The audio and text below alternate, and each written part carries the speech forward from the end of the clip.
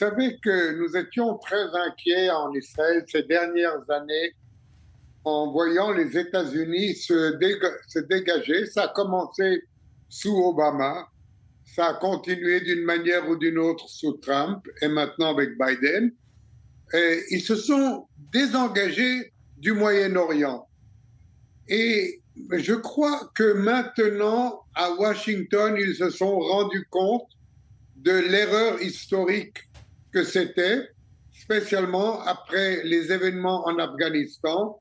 Nous avons vu il y a 2 ans la retraite américaine en Afghanistan, je crois, qui a choqué les esprits et qui a donné à Washington à repenser à son rôle de grande puissance au Moyen-Orient. Et justement, cette initiative vers l'Arabie saoudite vise à rétablir le rôle, le poids et la puissance américaine au Moyen-Orient avec ses autres amis, dont évidemment Israël, l'Égypte, la Jordanie et encore d'autres. Et pour cela, il est vital pour les États-Unis qu'il y ait une amélioration des relations entre l'Arabie saoudite et Israël.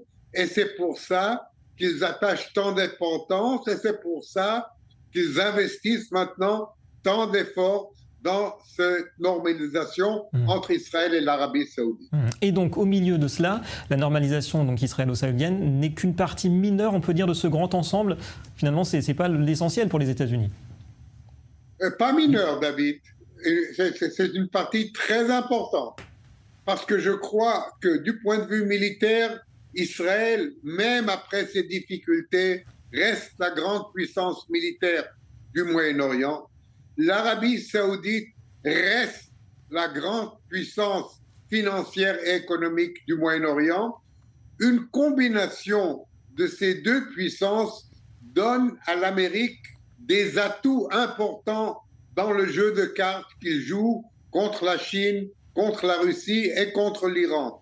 Et c'est pour cela que Biden et son administration investissent tellement d'efforts sur quelque chose qui n'est pas donné. C'est pas donné que ça va réussir. Parce que ce qu'on demande à Israël, par exemple, ce n'est pas simple du tout. Ce qu'on demande à l'Amérique, ce n'est pas simple du tout non plus. Ce qu'on demande à l'Arabie saoudite, c'est compliqué.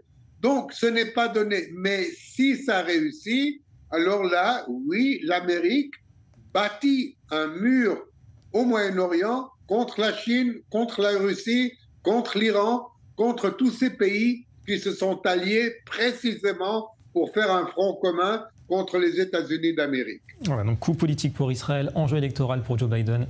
Et donc rien n'est gratuit finalement en diplomatie. Merci beaucoup à vous, Avi Pazner.